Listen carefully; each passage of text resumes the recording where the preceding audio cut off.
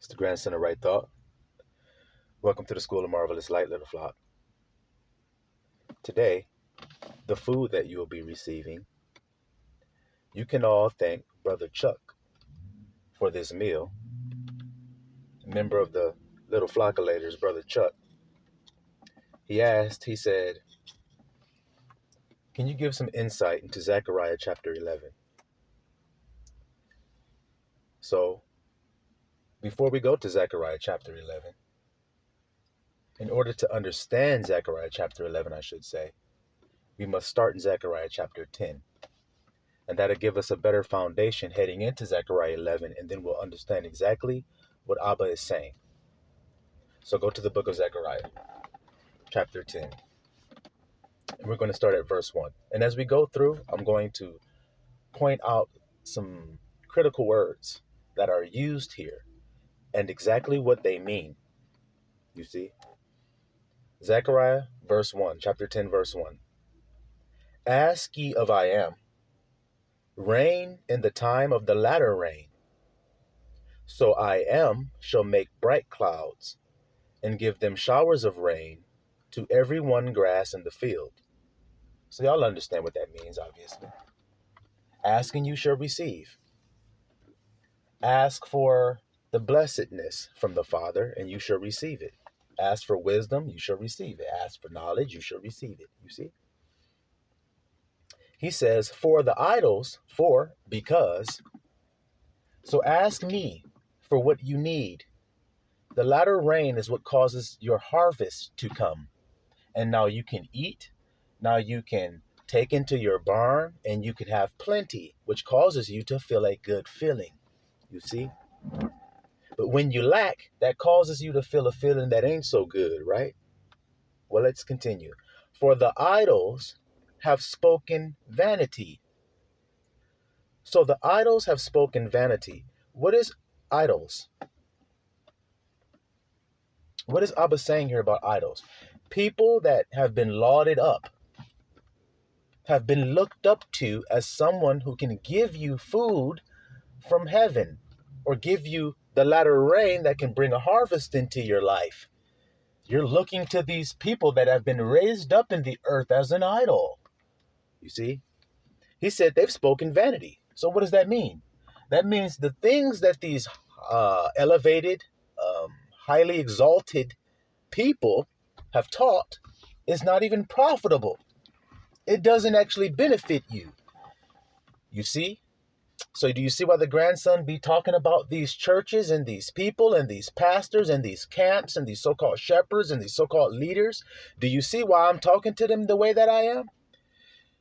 If you don't know why I am talking to them the way that I am, by the end of this message, you're going to know exactly why I am talking to them the way that I am. You see? Because they idle. They vanity. And the diviners have seen a lie.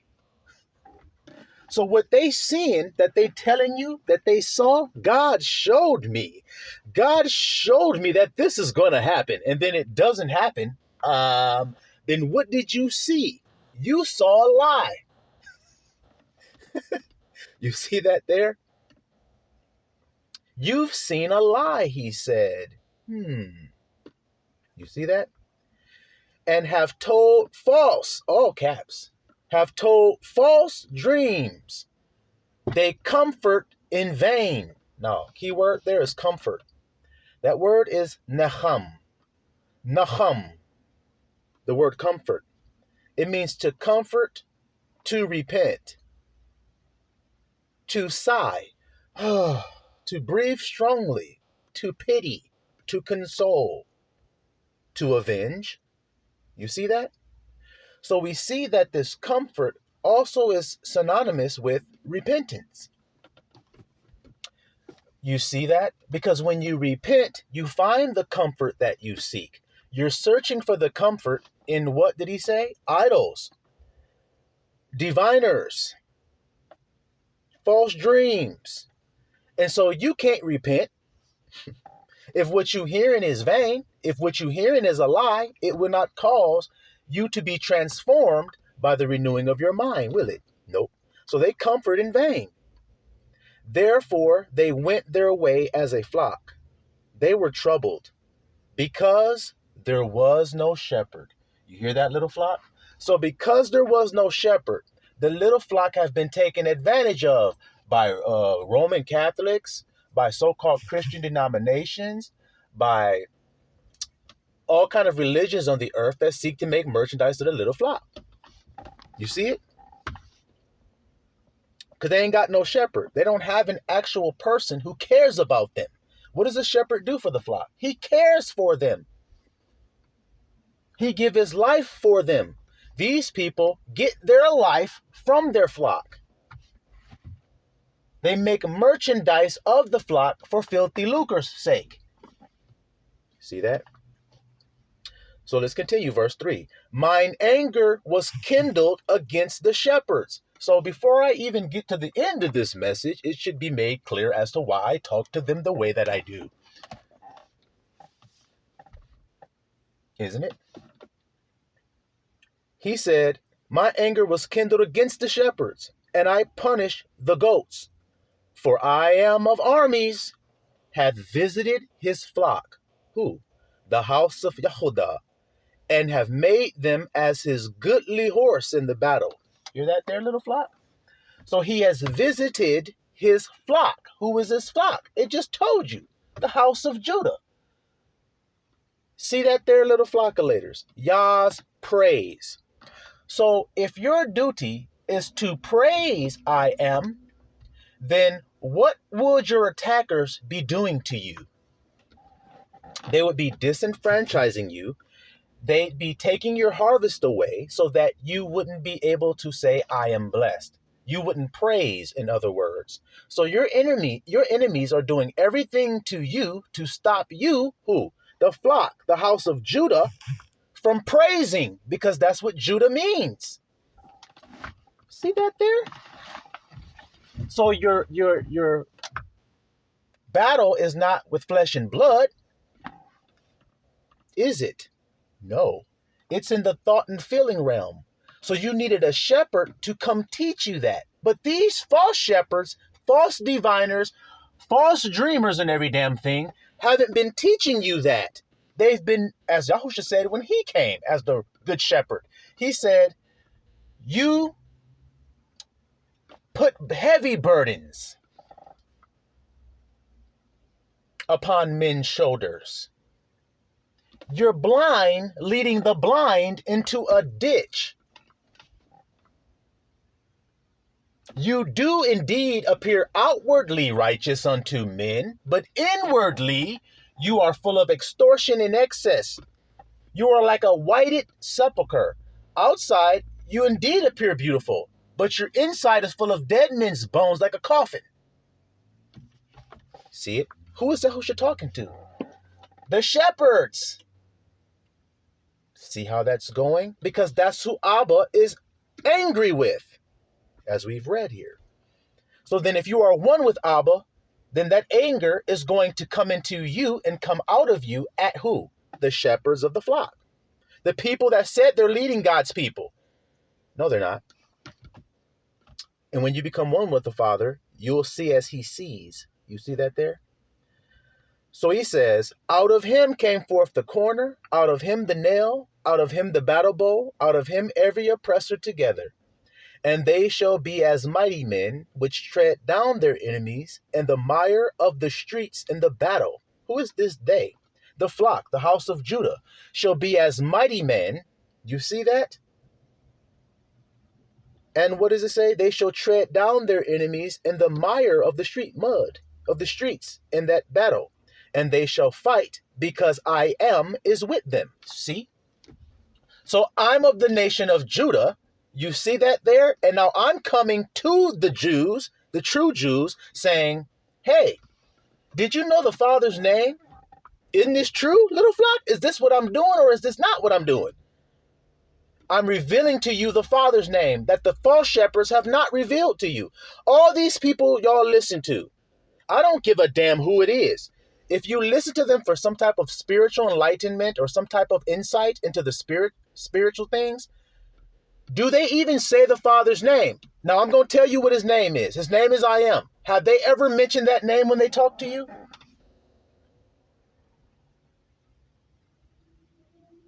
No. The good shepherd, did he come in his Father's name? So a good shepherd will come in the name of the Father, but a false shepherd or a diviner or an idol, he will come in his own damn name. And what did Yahushua say about that? If he come in his own name, you'll receive him. But I come in the Father's name and you receive me not. Interesting, huh? Let's continue. He says, and they shall fight because I am is with them, and the riders on horses shall be confounded. What the heck? How did these people get so mighty and strong and unstoppable? Because of the Father's name that has been revealed to them. And I will strengthen the house of Judah. See? Praise. I will strengthen the praisers of the earth. See it? And I will save the house of Joseph. Remember Yahushua said, I have sheep of another sheepfold. Who you think that is? It said he came to the Jews. I visited Judah. That's Yahushua. He came to the Jews. But there are sheep of another flock that he must visit. Who is that? That would be Joseph. So you see how they're being saved synonymously? All you have to do is go through the prophets and you'll see it. When will this take place? When this man that's talking right now talking to you. That's when it's going to take place. I am. Now, when does salvation come? When I am come. I am come in my Father's name. I am come. That's what he said. Read it. I am come. See that there? That's when Israel and Judah shall be saved and they shall dwell safely. Where did I get that from? Is it from the same prophet that also says, woe unto you shepherds who scatter the sheep of my pasture, who scatter my flock? See how it's the same thing again? There are people who are going to be rebuked for not teaching them the truth of the Father. That's what the grandson's doing today, because the grandson is the ensign, the signal that lets you know Israel and Judah is being saved. If you study the scriptures, you'll see it. So that's what's happening today. You see? So continuing. And I will strengthen the house of Judah. I will save the house of Joseph, and I will bring them again to place them. What does he say in the other prophet? I shall gather them from all the places where they were scattered, and I will bring them into their own land. See how that's going, little flock? Same thing we're reading here. For I will have mercy upon them. What does the scripture say? There are vessels fitted for destruction, and there are vessels fitted for mercy. So in this precept here, who are the vessels fitted for mercy? Judah and Joseph.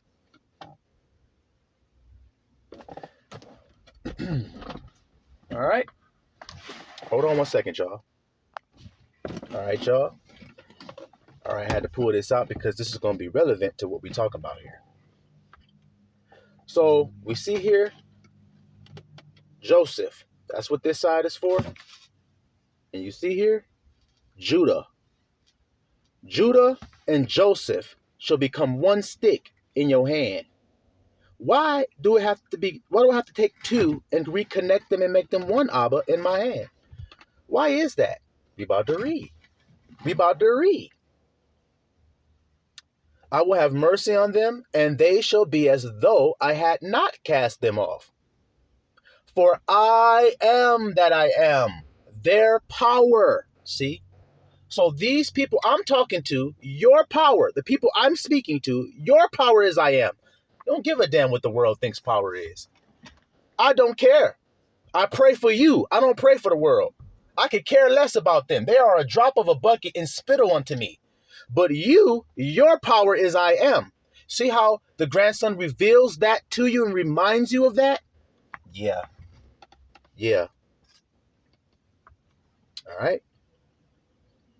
And they of Ephraim, see that, shall be like a mighty man, and their heart shall rejoice as through wine. Yeah, their children shall see it and be glad. Their heart shall rejoice in I am. See that there? So Ephraim, see that? He's going to be what? Like a mighty man. And his heart shall what? Rejoice. I don't know if you guys can hear that or not. What did I start this message off saying? When your harvest comes in and everything is good for you, you rejoice when you have everything that you need. See, your heart is merry, which causes you to praise I am. That means Judah. You see it? So Ephraim now is become like a mighty man, and his heart shall rejoice as through wine. See it? What did it say about Judah? His eyes shall be red with wine. See? I will hiss for them and gather them. I will gather them from the islands, from Petros, from all these different places where they've been scattered. See how it's the same? See? I will gather them, for I have redeemed them, and they shall increase as they have increased. Increased. They shall increase. What does Joseph's name mean? Wow, isn't that interesting, little flock? I know some of you may not know. It means to increase. See that there? And I will sow them among the people, and they shall remember me in far countries. See what I mean about the connecting like a Lego with the other prophet? I shall take them from all the places they were scattered, when they bethink themselves in the land where they be held captive. Bethink means to remember and recall who you are. Well, how can you recall who you are without using the Father's name? I know. I decapitated everybody else that wants to talk some smack. I know I just did. So you might as well not even talk. Your head is off, so you can't talk no way. Y'all hear me, little flock? Watch this. And they shall live with their children and turn again. I will bring them again also out of the land of Egypt, and gather them out of Assyria, and I will bring them into the land of Gilead and Lebanon. You hear that?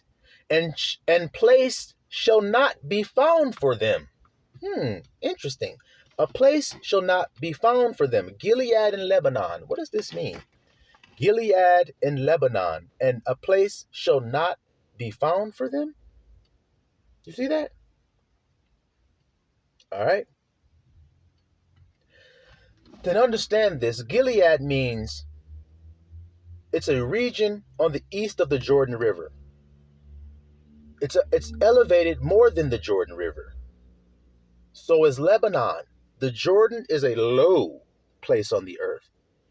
It takes you to the lowest place where the Dead Sea is, you see? So there's elevated places and low places. I want you to keep that in your mind as we keep reading this here. All right?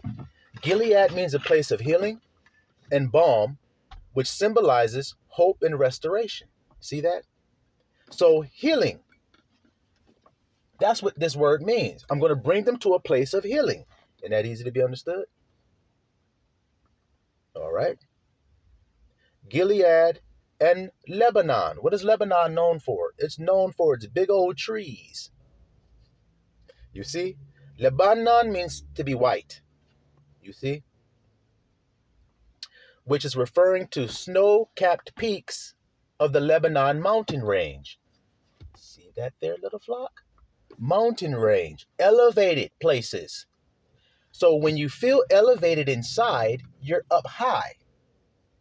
You're elevated because you're merry, because you're rejoicing, because you're glad, so you're praising. That's elevated, you see?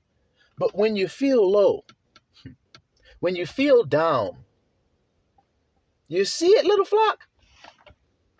All right?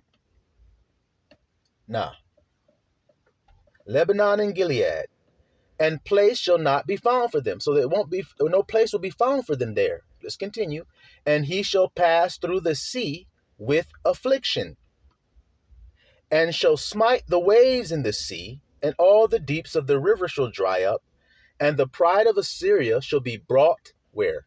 Down, and the scepter of Egypt shall depart away, and I will strengthen them in I am, and they shall walk up and down in his what, little flock? You know I ain't playing with you. See what I mean? In his name. So if that's the end result of being saved, is that you walk up and down in his name rejoicing, then how the hell will you do that if his name isn't revealed to you? You can't. You can't go up and down in his name if you don't know his name. But that's what it says will happen. I will strengthen them in I am, and they shall walk up and down in his name, says I am. See? That's going to preserve them. That's going to give them hope. That's going to be their deliverance. You see it? Now we're going to get to Zechariah 11. All right, now we're going to lay the groundwork and the foundation. Now we're going to build. Open thy doors, O Lebanon. Remember, he said there was no place for them there. In that elevated state of being, of happy, like the world is all elevated and happy and merry, given in marriage, eating and drinking. That means being happy, being in an elevated state of being, like I told you all about. See? Open thy doors, O Lebanon, that the fire may devour thy cedars. Thy cedars. Howl, fir tree, for the cedar is fallen, because the mighty are spoiled. Howl, O you oaks of Bashan, for the forest of the vintage is come, what? Down. All you niggas that was up there in an elevated position are cast out. Y'all didn't read Revelation? Satan and his angels fought, Michael and his angels fought, and Satan's place was no longer found. Cedar of Lebanon. Satan's place was no longer found. Cedars of Lebanon. Why am I doing that? It takes wisdom to know why I'm emphasizing that. It takes wisdom. You see? So all of these people who are in these elevated, high, joyful places are now being brought out of there so that some people can enter. Y'all didn't read about when the children of Israel came into the land of Canaan? It was called Canaan's land. So some people was living up in there. Some giants, the Bible called them. Well, let's see here. It says, O ye oaks of Bashan. Isn't that what it says there? You oaks of Bashan. Let's take a little detour real quick, little flock, and let's look up a guy from Bashan. Let's look up a guy from Bashan. His name is Og. All right. Now we're going to look at Og, and we're going to see some attributes about Og. Let's see here. What do we want?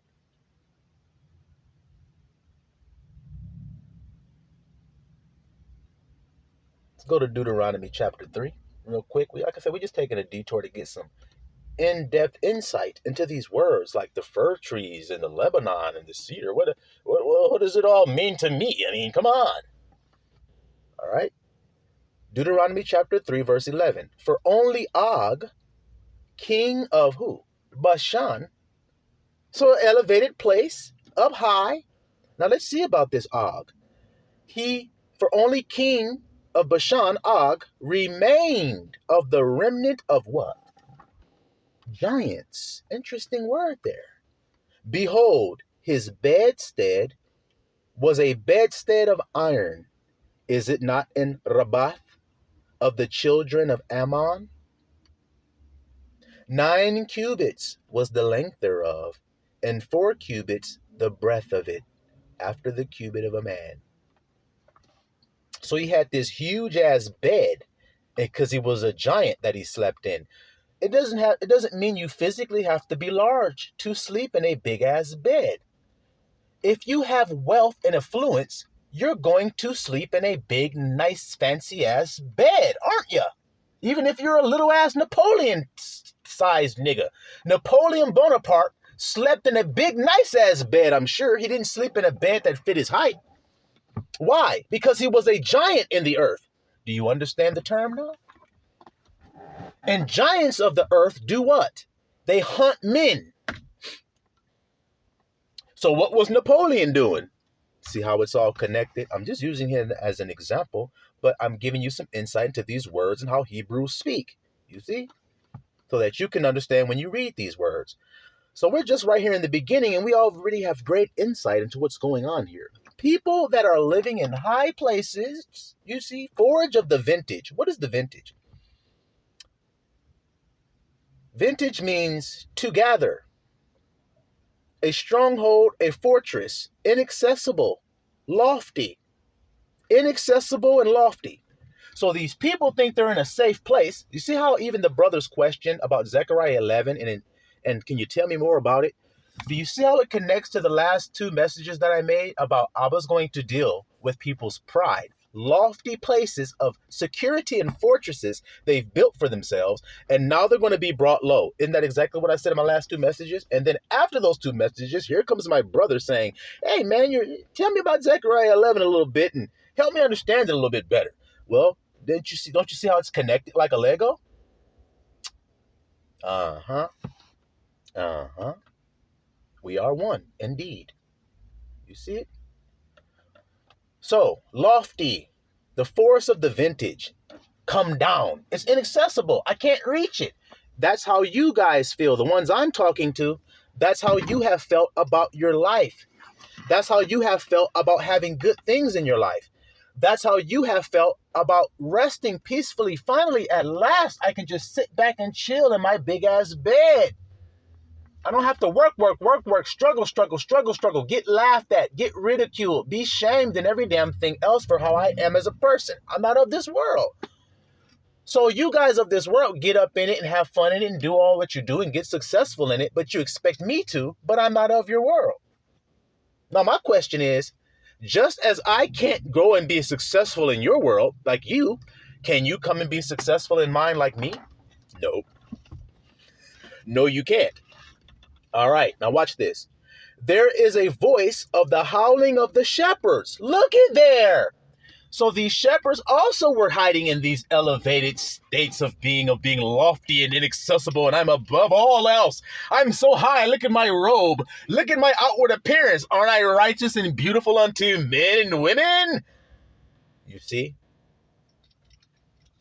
I hear the howling of the shepherds. For their glory, see, sitting up nice and having all the nicest shit, their glory is spoiled. Make way for the new. That's what I got to say about it. All you fake ass shepherds, get off the pulpit, get out of the churches, go off somewhere because the new is coming in and we're coming in mighty, as he said there earlier in the last chapter. That's why I read it. Make sure you guys heard it. Abba's rising up, a remnant out of Judah and out of Joseph, and they are going to kindle a flame and burn up in Edom till that nigga ain't shit but stubble. That's what the scripture says. Read it and weep if you don't believe me. People say, read it and weep. Yeah, that don't mean a bad thing. I read the scripture and weep all the time because I'm happy about what it says. But when you read it, you're not going to weep for being happy. You see it, world? Now, back to the little flock. He says, the voice of howling of the shepherds, for their glory is spoiled, a voice of the roaring of young lions, for the pride of Jordan is spoiled. You see, we don't get into Jordan too. It's spoiled. Thus saith I am my power. Feed the flock of the slaughter. If you love me, feed my sheep. If you love me, feed my lamb. So if you love Yahusha, what will you be doing? You will be feeding them the meat in due season, won't you? In other words, you'll give them the word necessary to the circumstances that they're going to be going through. That's why it said the Spirit of truth shall show you things to come. See? So you'll be prepared for it. Like I'm doing for you right now, saying, get the leaven out of your house. Because I was going to cause some howling and some spoiling and some roaring. You hear that? So get the leaven out and you won't have to suffer it. You can't be pulled down from a prideful place if you're not prideful. And we're going to prove that there's another state of people, another state of being that the other people are in that God is actually showing mercy to. They're not elevated. They're not lofty, you see, because love is not puffed up. And it vaunteth not up itself. See how this is just so simple and easy? So I'm a lover, and I'm speaking to the other people out there who are lovers. Stop trying to blend in with a hateful world. Stop trying to be in there and be hateful. You're going to corrupt yourself doing that. Be who you are and rest in it. We're going to get into it. Like I said, you won't have no questions about it at the end of this message. Watch this. Feed the flock of the slaughter, whose possessors slay them, and hold themselves not guilty. What did I do? What did I do? So shepherds over a flock are pilfering their flock, making merchandise of their flock. Their flock members are going starving. They're going without clothes. Their rent can't get paid. They don't have any groceries. Their kids don't have any milk to drink. But the pastor is wearing Fendi and Balenciaga and living in a nice-ass house with a walk-in closet full of nice-ass shit, driving a nice-ass car. So you're what does it say here? You are slaying your flock and you're holding yourself not guilty, saying, what did I do wrong? I didn't do anything. And they that sell them say, blessed be I am, for I am rich. And their own shepherds pity them not. See? So people that want to make merchandise of the little flock, they don't go to the little flock and talk to them about making merchandise of them.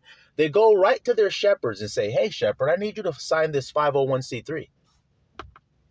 Go ahead on and sign it. Now, with that tax exemption comes some things you just can't say and things you just can't bring up. So if you still want that money to come in, then don't bring this up and don't bring that up. Okay, I won't. Just keep the check rolling in. So you sold your flock. You see that? And then the person who did that, the banker or the government or whoever it is that said, sign this and do this, but don't say that and don't say this and don't bring that up. Guess what? They laugh at the shepherd and say, ha, this nigga don't even care about his people. Look what he's willing to do for $1. He don't give a fuck about the flock. That's what we just read here. You see it? Watch this.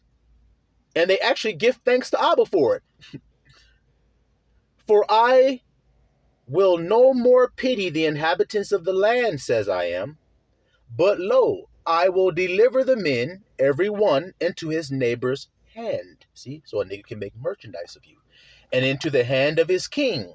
And they shall smite the land, and out of their hand I will not deliver them. See it?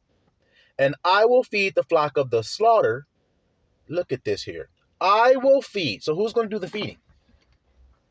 The good shepherd is. I will feed the flock of slaughter, even you. Who? Oh, poor of the flock. Stop right there.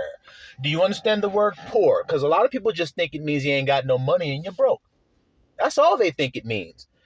Well, let's look and see the word that's used there, and then we'll have a better understanding of it, won't we? That word that's used there is ani. The word used for poor is ani. What does ani mean? It means afflicted, humble. What? Y'all read the Beatitudes, didn't you? So why are there, blessed are the poor? We ain't even got to the next word. We just stopping on poor. Blessed are the poor. Wait a minute. The poor are blessed. Yeah, the poor, afflicted, and the humble. What did I say on my video? You see how it's connected like a Lego? What goes before honor, little flock? Say it nice and loud so the whole world can hear you. Humility before honor. Pride before a fall. Humility before honor. So humility comes before you are lifted up high into a lofty place. I'm proving it to you right in the scripture. Pride makes you fall from that lofty estate that you were in with that big-ass bed you were laying in, having a freak-off like P. Diddy with the baby oil splashing around and shit. Pride gonna cause you to tumble out of there, and now all that wealth has to be given to somebody to partake of. That's me and my family called the Little Flockulators. We coming through for all of it. But little flock, humility come first. See it? So he's feeding who? The humble, the lowly. You see that there? The lowly. What does it say about Yahusha? I am meek. I am lowly of heart. Lowly. See this? So if I am is lowly, then what should you be if you claim to be I am? So humility before honor then, don't it? Like I said. So now it means to be humble. It means to be lowly. You see that?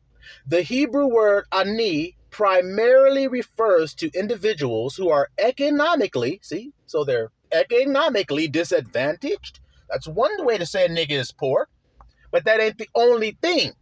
Economically disadvantaged or socially marginalized. socially marginalized. Can you understand that word there? It can also denote a state of humility or affliction. It can also mean a state of humility. So the state of being humble. That's the slaughter part of the flock. That's who's being devoured, the humble, the meek. You see it? So somebody got to come fight for them. The Bible going to tell you who's going to do it. And we're going to get right into that, like the fighting that's being done today for them. They didn't know this was talking about them, the economically disenfranchised and the humble and lowly. But that's who I'm sent to speak to. Continue. In biblical context, ani is frequently associated with God's concern for justice, pay attention, and care for the vulnerable, the less fortunate. So Abba's concern is for justice and care for the vulnerable. When Yahushua come, he says, I don't know you who.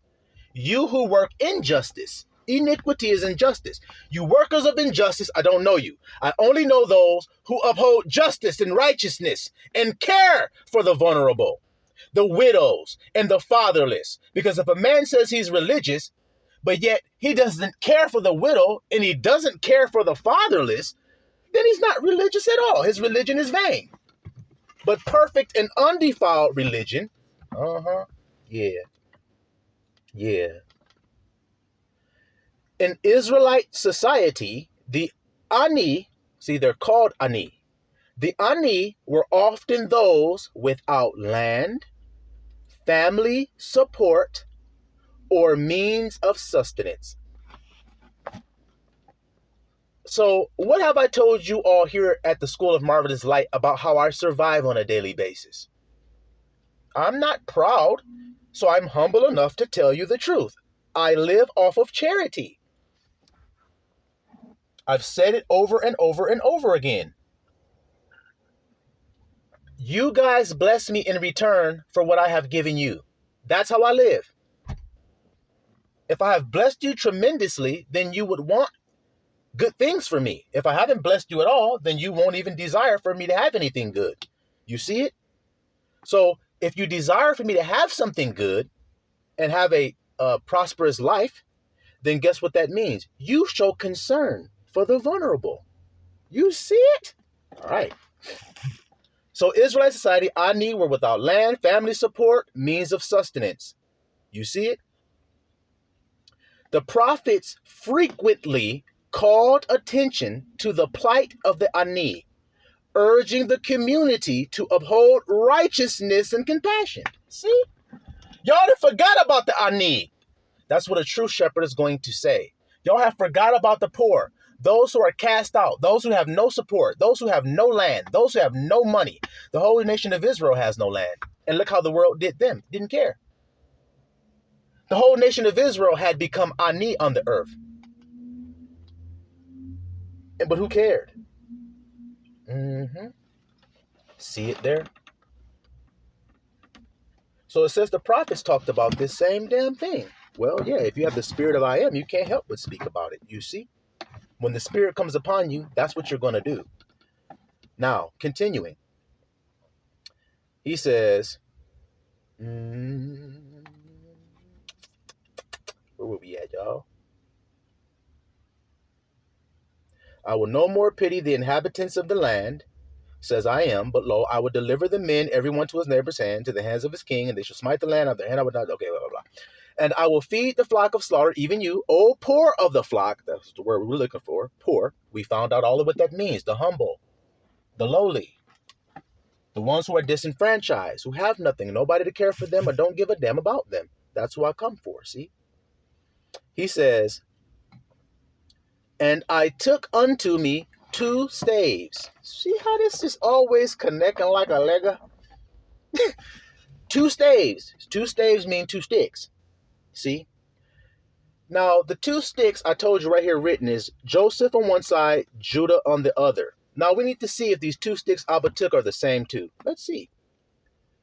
And I took 2 sticks, and the one I called beauty, and the other I called bands. Now, let's look at those words, beauty and bands. Beauty means, it's the word noam. Noam. It means pleasantness, beauty, favor, delight, agreeableness, splendor, and grace. So the corresponding Greek word to this word noam is charis, which we studied in a message not too long ago. That's the word for grace. You see it? Charis. Well, it's the same word noam. You see? The word noam conveys a sense of pleasantness, beauty, and favor. It is often used to describe the graciousness or charm of a person or thing, his state of being, charming, graciousness. Remember how it says they heard the gracious words that came from his lips. You see, gracious words that come from your lips only come from a state of being that's pleasant. Your state of being is pleasant and gracious. You see, be harmless as a dove. You see? It can refer to the beauty of God's presence and the favor he bestows, or the delight nature of wisdom and understanding. When you get wisdom and understanding, then your state of being is going to change. You see it? All right. The word noam would have been understood as an ideal state of being. Stop. What did grandson tell you, little fly? Told you. It's about your state of being. See? The ideal state of being, grace. Reflecting both physical beauty and moral goodness. In a society that valued harmony and community, see, noam would also imply a sense of peace and well-being. See? So that's the first stick, peace and well-being. Now, what does Jerusalem mean? It means city of peace. What people live in Jerusalem? Judah. So let's see if this is going to connect like a Lego or not. Let's just see if we can keep collecting Legos. If we can, then we on point. The one I called beauty, and the other I called bands, and I fed the flock. Bands now. We got beauty. Bands is chabal. Chabal. It means to bind or pledge. You see? Like a promise. You see? It also means to pervert and to act corruptly. You see? To writhe in pain or to be taken or bound. You see? With pain. You see? It can also mean hypocrisy. Oh, interesting, right? But in this term, chabal means pledge or security, which was integral to economic transactions. You see that there? So a pledge or a security, property or goods that are taken as collateral for a debt. You see? All right. This term, chabal, underscores the importance of integrity and justice in personal or communal dealings. Can you hear it today, little flock of leaders? Can you hear what I'm saying to you? Integrity, justice, so I said, let these words resonate. Justice, you see? That's what bands is about. It's about your moral justice in your community dealings with others. You see it? All right. One is a state of being that you stay in, a state of peace and grace, and that allows you to deal with your brothers correctly. See? Which is what these two sticks represent. Like these two sticks here. You see it? He says, and I will feed the flock. 3 shepherds also I cut off in 1 month, and my soul loathed them, and their soul also abhorred me. See? People that was getting cut off, God wasn't feeling them, and they wasn't feeling God neither. You see that there? Then said I will not feed you that dieth, let it die. And that is to be cut off, let it be cut off. And let the rest eat every one the flesh of another. You see it? Making merchandise, using your flock for filthy lucre, so on and so forth. You see? And I took my staff, even beauty, and cut it asunder, that I may break my covenant, see, pledge, that I may break my covenant which I had made with all the people. And it was broken in that day, And so the poor of the flock, here we are again with the poor. So the humble people among the nation of Israel, see, what happened to them? So the poor of the flock that waited upon me knew that it was the word of I am. And I said unto them, if you think good, give me my price, and if not, forbear. So they weighed for my price 30 pieces of silver. They weighed the good shepherd's price as 30 pieces of silver. In other words, as valueless. They considered what he had done for them to be of no value in vain, even though that's what the false shepherds that they were listening to was doing. You see it? Your words ain't worth shit but 30 pieces of silver, man. That's all the value you giving me. Why should I make sure you eat? Why should I make sure you have a place to live? You ain't doing shit for me. You ain't worth shit but 30 pieces of silver, nigga. The Son of Man have not where to lay his head. See it there? But Caiaphas, who was the high priest that year, lived in a palace, guys. Palace, elevated, lofty. Would you say so? Yahushua was born in a manger. Do you see the difference? All right, then. So he broke it in sunder, broke the covenant, he said, he made with all the people. And it was broken in that day. And so the poor, like he said, they waited on they knew it was Abba that did it. And I said unto them, if you think good, give me my price. And they said 30 pieces of silver, see? And I am said unto me, cast it unto the potter, a goodly price that I was priced out of them. And I took the 30 pieces of silver and cast them to the potter in the house of I am. Then I cut, see, did you guys hear that? Watch, I'm going to read it again. Cast it unto the potter.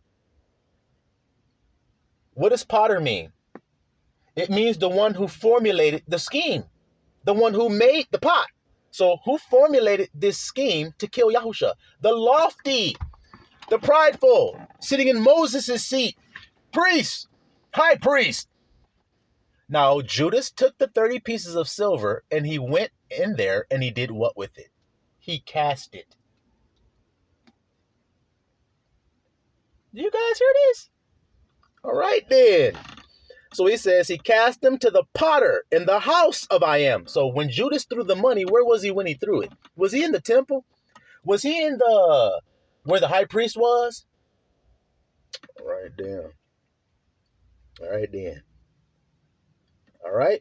In the house of I am. Then, so when they threw the money, like Judas did, then I cut asunder mine other staff, even bands, that I may break the brotherhood between who? Judah and Israel. Ain't nobody else. That's all we talking about, Israel. I'm going to break the brotherhood. So now that Abba has done this, what does it mean? He is restoring it. How? The shepherd telling you the truth of the name of I am. I come to reveal the Father's name.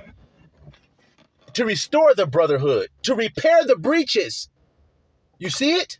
The breach is in the brotherhood. It's not outside. That's on walls, some building. It's in your hearts one to another. That's where the breach is at. That's what I have come to restore, to show you you're not better than anybody else. You're not better than your brother because you're lofty and he's low. What makes you think you're better because you have nicer clothes than another man? Somebody has to preach that message. You see it? Somebody got to defend these poor and those who don't have a defender. That's me. And we're going to prove it to you. Continuing. Broke the brotherhood between Judah and Israel. And I am said unto me, take unto thee yet the instruments of a foolish shepherd. For lo, I will raise up a shepherd in the land, which shall not visit those that be cut off. So then, what are the instruments of a foolish shepherd? That broken staff. He broke it. So now it's 2 sticks. Broken. That's a foolish shepherd. They're going to try to defend me with a broken stick. In other words, a preacher who tries to preach to you without having any integrity, without having any justice, you see it? Then guess what? He's a foolish shepherd with foolish tools that cannot do anything for you. But if he has a staff that is unified in one, 2 sticks that have become one in his hand, now he's fit to be a shepherd, because a shepherd needs a staff, not a broken staff. And most teachers are teaching with a broken staff. They don't teach you justice between brothers. Everything as common as one. Read the book of Acts and read about the first church and see how they lived. You're going to find out they gave up all the goods, they left the positions, and came to a plane with one another and distributed it equal as every man had need. And nobody lacked a damn thing. So what do you guys want to say to me today?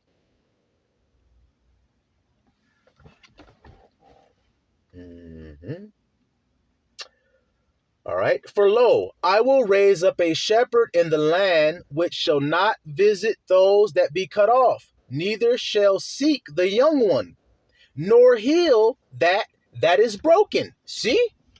Repair the breach. He's not going to do it. So the people that have lorded over God's people, Israel and Judah, which we know they went into captivity into a strange land, which was Egypt and Sodom, spiritually it's called, Babylon. They do not give a shit about equity. They don't care about you. They don't care that you're struggling. They don't care you don't have a land. They don't care. See the harsh shepherd? See? All right then. Why is he doing that? Because that's what you did with one another. You see it? They shall nor heal that is broken, nor feed that standeth still. See, feed the poor. The one that's sitting on the corner that has nothing to eat. They won't feed him. See, that's the world you've been living in. But he shall eat the flesh of the fat and tear the claws in pieces. He's going to eat the best things and not even share. You see? Woe to the idle shepherd. Not idle like don't move. IDOL. That means somebody who's giving you something wherein there is no profit. Talking about everything other than I am will not profit you. You must know the Father's name, and then everything else is built off of that. But if that isn't the foundation stone of the teacher that's teaching to you, then he ain't taught you a damn thing. He left you desolate. He don't care about you. See? He leaveth the flock! Exclamation point. See?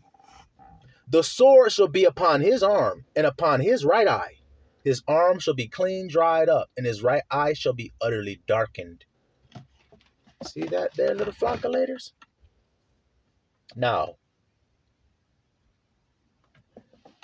we want to get some understanding about something real quick, y'all. The poor, right? We were talking about that. The poor. That's who God is going to feed. You see, the humble ones, not the pride and arrogant leaven-filled ones. Beware of the leaven of the Pharisees. Look how it just keeps going. Not somebody else leaven, Pharisees leaven. They wash the outside of the cup and platter. You notice that's what they keep focusing on? But they don't do anything about the inside. They disguise what's on the inside, don't they? Right. Now, there's going to be an avenger, see? Like we read about avenge earlier. There's going to be an avenger sent to do what? Well, let's read it. Isaiah chapter 11, verse 1. And there shall come forth a rod. See that? What does rod mean? A branch. It means a shoot or a twig. Koter. Koter. You see that there? A shoot or a branch or a twig. You see? Now let's see this word koter. The term koter refers to a shoot or branch, often used metaphorically to describe a new growth or a descendant. It symbolizes hope, renewal, and the emergence of something significant from a seemingly insignificant origin. In ancient Israel, listen good, little flock, the imagery of a branch or shoot was deeply rooted in agricultural practices and the natural world. It conveyed the idea of life, growth, continuity. This metaphor was particularly powerful in a culture that valued lineage, heritage, and it suggested the continuation, of a family line or the rise of a new leader from humble beginnings. So the branch who's going to come in the last days, will he come from a highfalutin family, a high-powered family? Nope. Why? Because if you read about David, you read, well, we don't have to just claim it. We'll just see what the Bible says about it.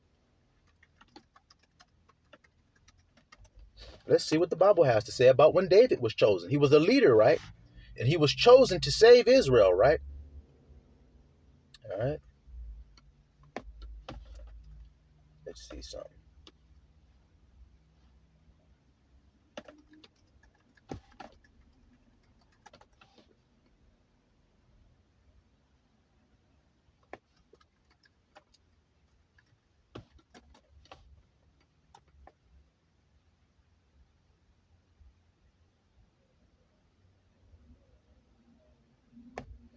Before we even get to David, we're going to go to 1 Samuel chapter 9. Okay.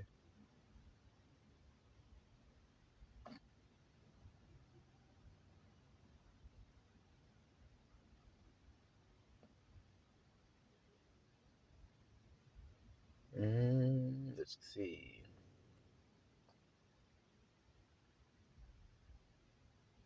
Okay. Let's go down to verse 21. We'll get right to the point.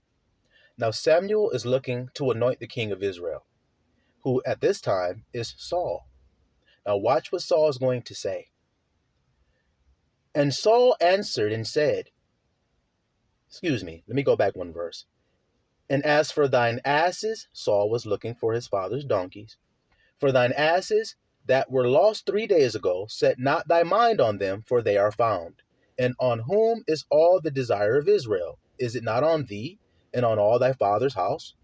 And Saul answered and said, Am I not a Benjamite, of the smallest of the tribes of Israel, and my family the least of all the families of the tribe of Benjamin?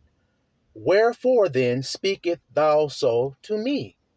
Why are you talking to me like this? I'm the least. I'm from a low family of a low tribe, the least of the tribes of Israel, the least families among Benjamin. I'm the lowest. Why are you talking to me? You see that, little flock? Humility before honor, but pride before a fall. You see? Let's see.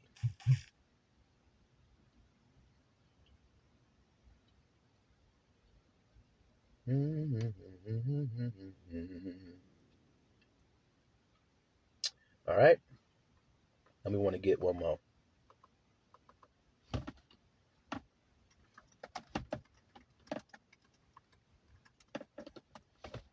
This is going to help you understand the branch a whole lot better, because he has to fulfill this as well in order to be the branch. You see? All right. Now we want to go to 1 Samuel chapter 16. Okay.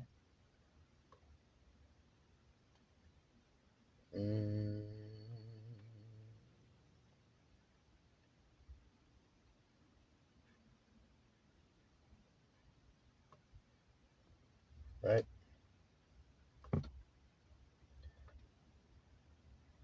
Verse 1.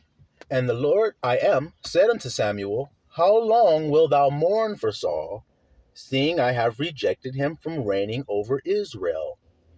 Fill thy horn with oil, and go. I will send thee to Isai, Jesse, Ishai, the Bethlehemite, for I have provided me a king among his sons.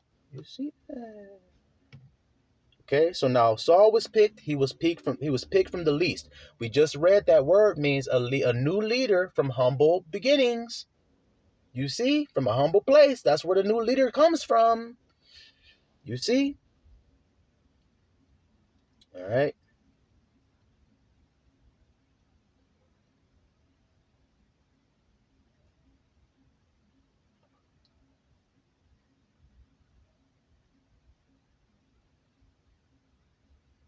Hold on, y'all, real quick. All right, now I want y'all to jump to Luke. Luke chapter 2. Going to start in verse 11. For unto you is born this day in the city of David a Savior, which is Christ. I am Christ. See? And this shall be a sign unto you. You shall find the babe wrapped in swaddling cloths, lying in a manger. Lying in a manger. Do rich people put their babies in mangers? What is a manger? A manger is a trough. You know what a trough is? It's a rack for fodder or a structure or a feeder used to hold food for animals. The baby was in a trough used to feed animals. Would a rich person do that with their child?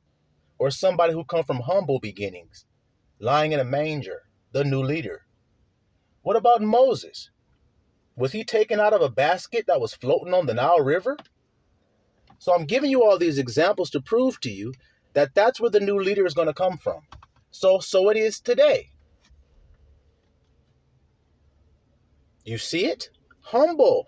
You don't know where my family come from. Y'all don't even know who my family is. Y'all ain't never heard of my family before.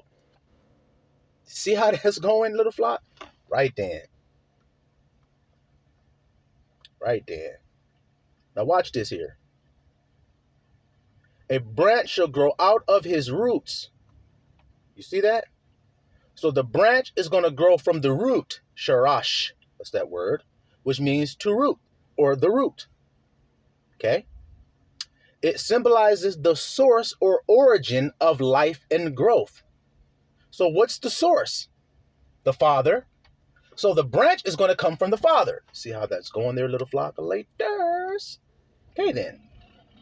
And the Spirit of I am shall rest upon him. What did I say happens when the Spirit rests upon you? You're going to judge for the poor. Let's see. The Spirit of the Lord shall rest upon him, the Spirit of wisdom and understanding, the Spirit of counsel and might, the Spirit of knowledge and the fear of I am. And shall make him of quick understanding in the fear of I am. And he shall not judge after the sight of his eyes, neither reprove after the hearing of his ears, but with righteousness shall he judge the what? Shall he judge the poor. That word that's used there is the word dal.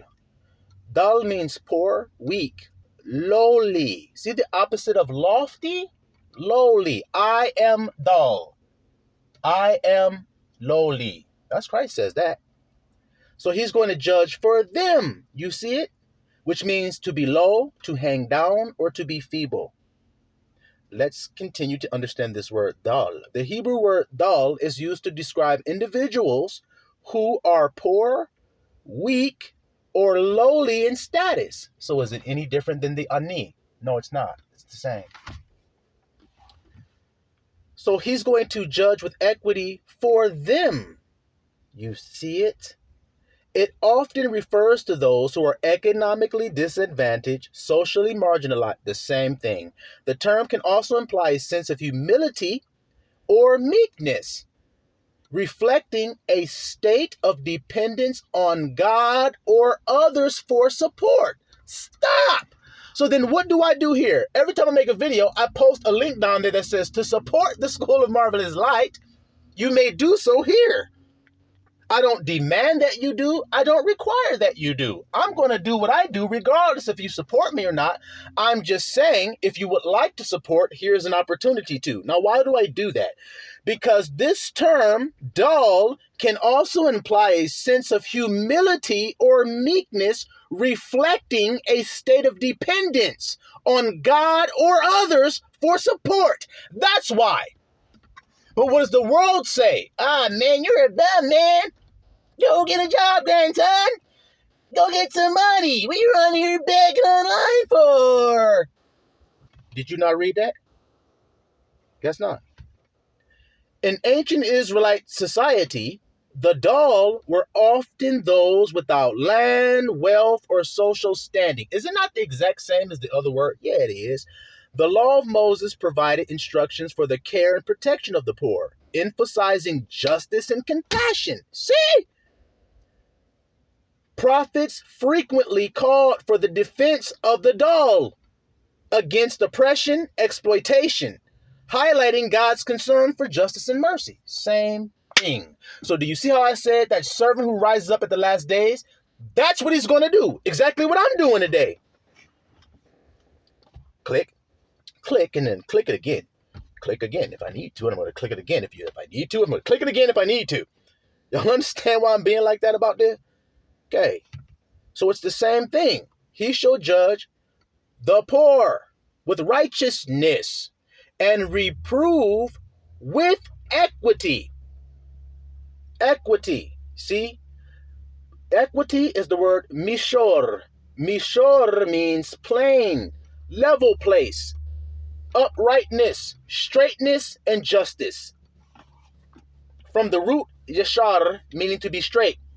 So a plane. What did I say? Y'all want to talk to the grandson? Meet me at the plane. Is that not what I said? Is that not what I be saying to y'all? Yes. Why? Because of what this say right here. He gonna reprove. What does reprove mean? Yakak. Yakak means to reprove, to correct, to argue, to judge. You see? To justify and convict. I'm going to convict the world of their lack of love for their brothers who they let starve every day.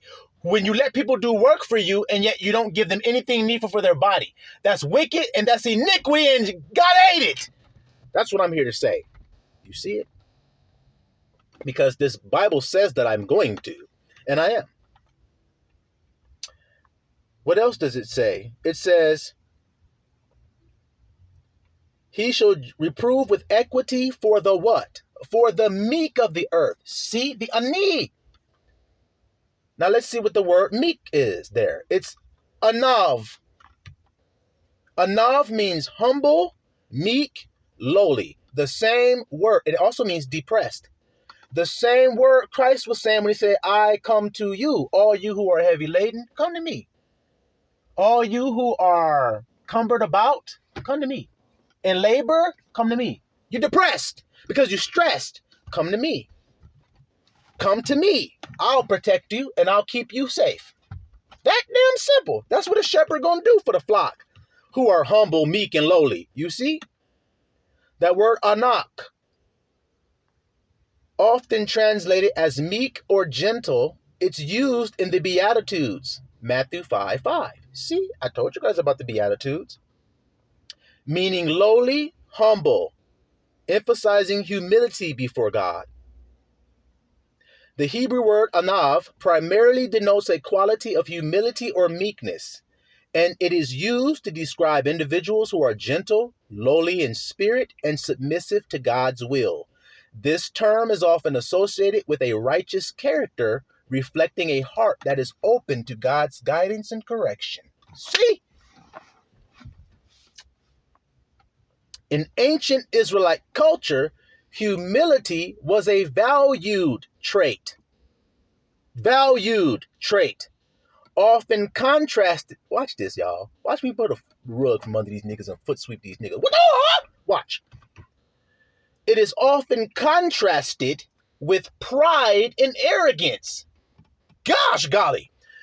The concept of anav was not merely about social status or external behavior, but was deeply rooted in one's relationship with El. The humble person recognized their dependence on God and their place within the community. This humility was seen as a strength, enabling individuals to live in harmony with others and to be receptive to divine wisdom. See that there, little flock of ladies? Anav. Where do you think that word ani came from? Anav. So you see how this root of Jesse, you see how when he comes, that's what he's going to be concerned about? The meek, the poor. You see that? The lowly. And he shall smite the earth with the rod. There it is again. With the rod. Rod means what here? Here's this word, shebet. Shebet is the word used for rod of his mouth. Shebet means rod, staff, tribe, or scepter. You see? Literally a stick for punishing or fighting.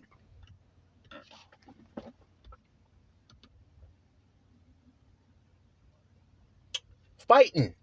You see that there? This word shabbat primarily denotes a rod, a staff, which can be used for various purposes such as discipline, guidance, or authority. So when he speaks, he's going to speak with authority, he's going to speak with guidance, and he's also going to speak with discipline in his mouth. When you feel it, that's what you're going to feel. Now, how many people like to be disciplined? Not many. Not many. You see it?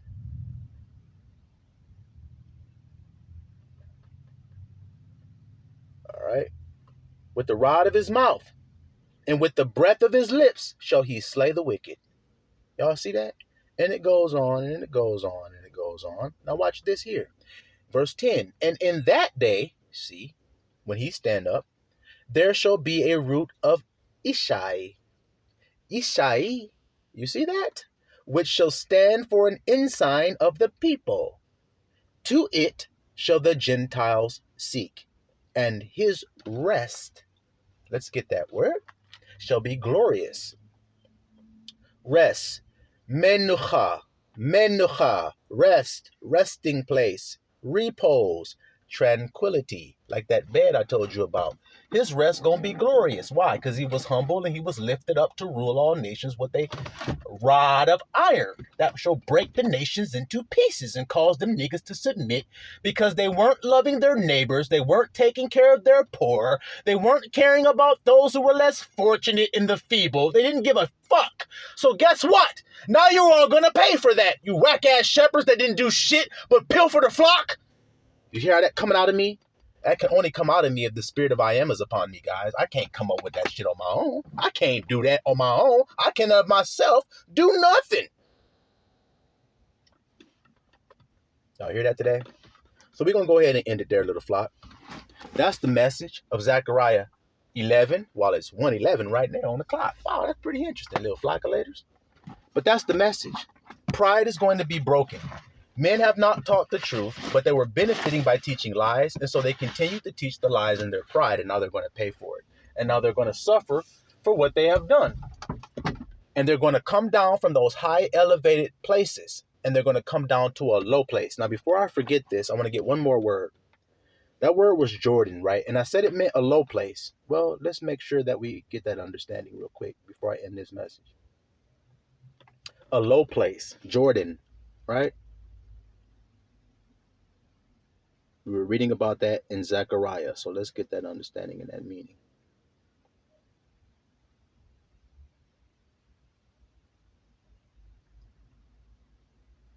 All right, that word is Jordan, Yarden, Yarden, Yarden. See, Jordan, Yarden.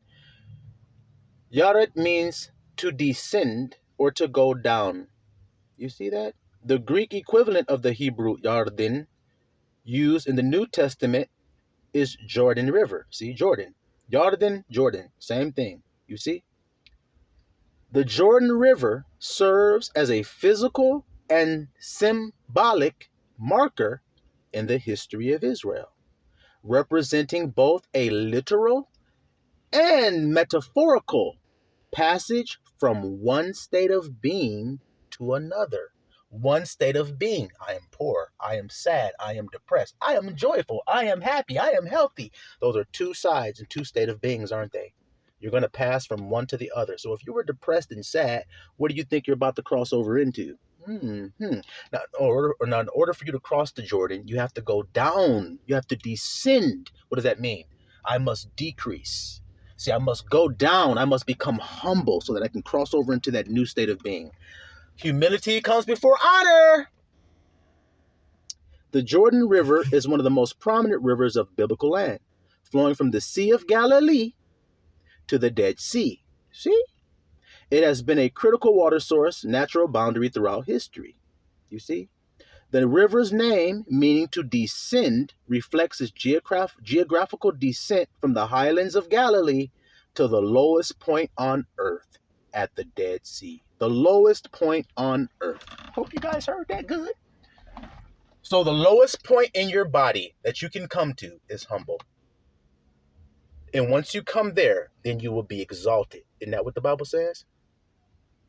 But he resists the proud. Easy to be understood, little flock. So I'll be blessed by this message, because I surely am blessed by giving it to you. And if you all feel the need to support me, the links are down below. You see that? How we just discovered that today? That the meek and the humble, they live in that exact way. So if somebody says, oh, I'm meek, I'm humble, I'm meek, I'm humble. But yet they don't know anything about people that live like that, and they don't look after people that live like that, then they don't know anything about humility then, do they? Still want Israel.